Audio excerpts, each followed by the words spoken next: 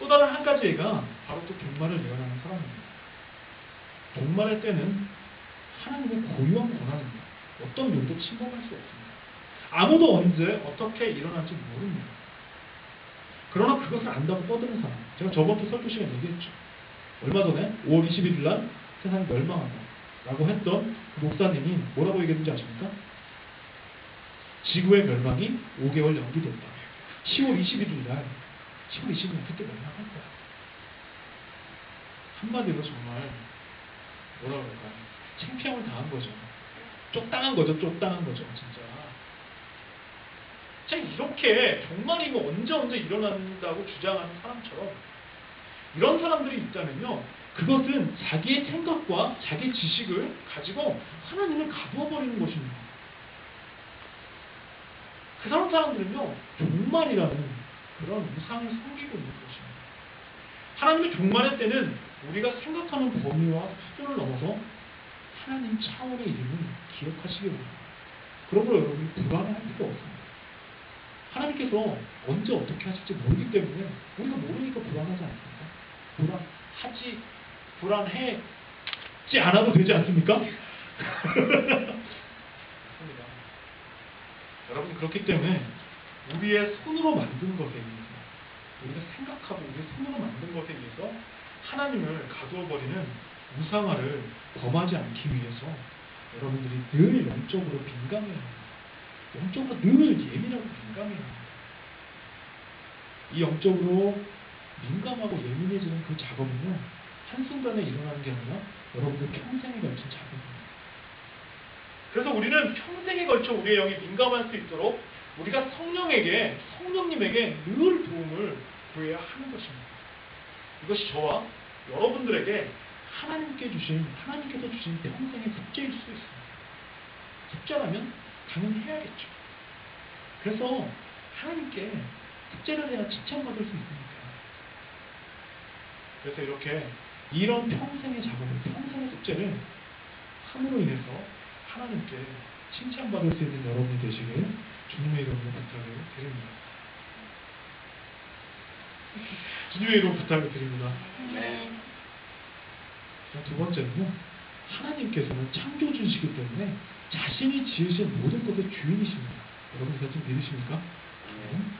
모든 것을 소유하신 분이 다른 것이 필요가 있겠습니까? 없습니다. 25절의 바울의 설명처럼 사람의 손으로 만든 것으로 채워드려야 할 만큼 부족한 게 하나도 없으신 분입니다. 절대 부족한 것이 없으십니다. 자, 참 어려운 얘기 하나 해야 될 것 같습니다. 목회자가 가장 하기 어렵고 민감한 이야기가 무엇인지 아십니까? 바로 아시죠? 헌금에 대한 이야기. 우리가 감사헌금이나 11조나 주일헌금 등 다양한 헌금을 하나님께 바치는 이유가 무엇일까요? 하늘 창고에 여러분의 재산을, 물질을 쌓아두기 위함일까요? 아니면 그렇다면 하늘에 쌓아둔 재물은 언제 어떻게 사용할까요? 하늘나라에 여러분들이 쌓아둔 재물을 쓸 곳이 있을까요? 아니면 하나님이 그 재물이 필요하시기 때문에 여러분이 하나님께 다시 올려드리는 걸까요? 오늘 성경의 말씀처럼 하나님은 무엇이 부족한 것처럼 우리의 헌금을 필요로 하지 않으십니다. 하나님은 사실 우리의 헌금이 필요 없으십니다. 보통 우리가 헌금을 드리는 이유가 도대체 뭡니까? 바로 알고 드려야겠죠. 우리가 헌금을 드리는 이유는 바로 예배 순서에 헌금 드리는 시간이 있기 때문입니다. 안 웃기십니까? 되게 웃길 거라고 생각했는데 아무도 안 웃으시죠. 바로 예배 시간에 헌금 드리는 순서가 있기 때문에 헌금을 드리는 거죠. 웃긴 얘기지만 이건 결코 웃긴 얘기는 아닙니다.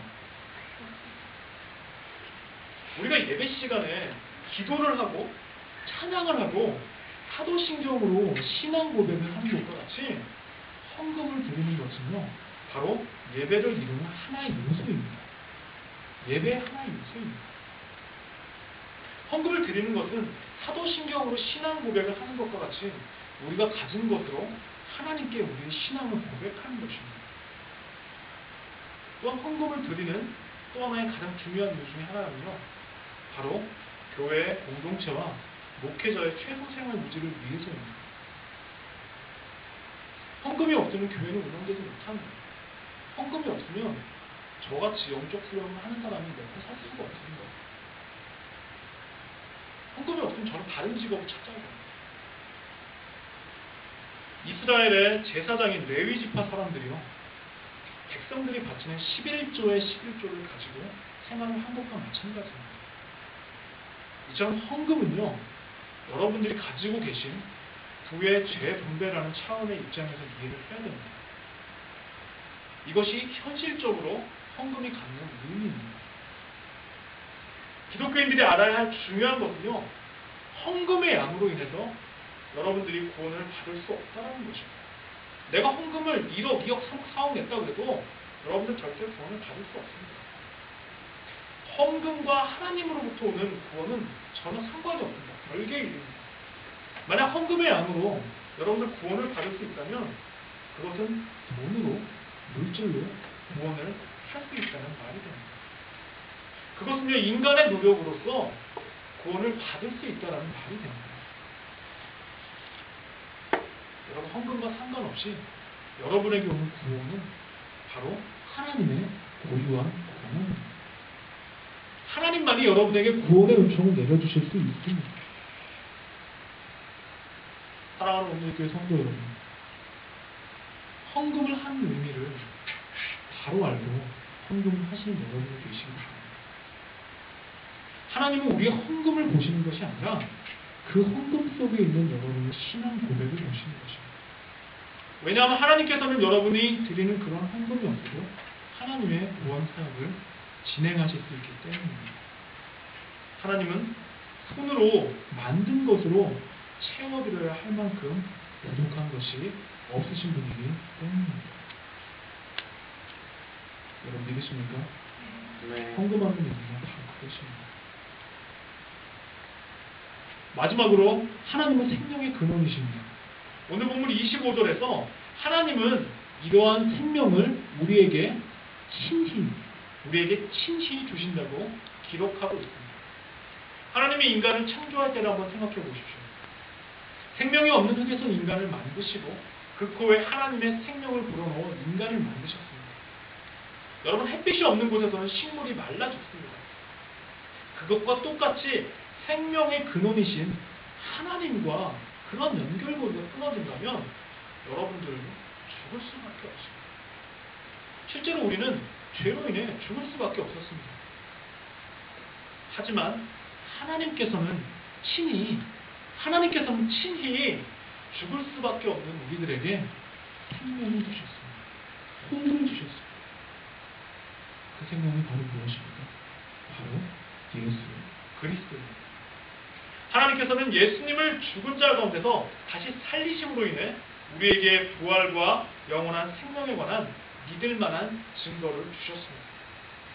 하나님이신 예수님이 친히 인간에게 오셔서 인간과 함께 계셔서 우리 인간들로 하여금 하나님을 보게 하시고 하나님의 구원의 비밀을 알게 하셨습니다. 바울의 고백처럼 하나님이신 예수 그리스도가 이 땅에 오시기 전에는 우리는 하나님을 그저 알지 못하는 신이라고 믿었습니다. 그러나 이제는 예수 그리스도로 인해 하나님을 알게 하셨습니다. 더 이상 하나님을 알지 못하는 신이 아닙니다. 하나님은 창조의 신이고 하나님은 우리의 역사와 삶을 이끄시고 하나님은 우리에게 생명을 주시는 이심을 이제는 여러분이 예수 그리스도를 통해서 알게 되었습니다. 예수님 이외에는 우리가 하나님을 절대로 알 수 없습니다. 왜냐하면 예수님이 바로 이 땅으로 내려오신 하나님이시기 때문입니다. 예수님이 바로 하나님이시기 때문에 예수님을 통해서만이 하나님께 가는 길을 찾을 수 있으며 하나님의 진리를 알 수 있으며 하나님께서 주시는 참된 생명을 얻을 수 있는 것입니다. 믿으십니까? 아멘. 사랑하는 오늘 교회 성도 여러분, 예수님이 바로 하나님이십니다. 하나님이 누구이십니까? 라고 누가 물어본다면 예수님이십니다. 대답하면 됩니다.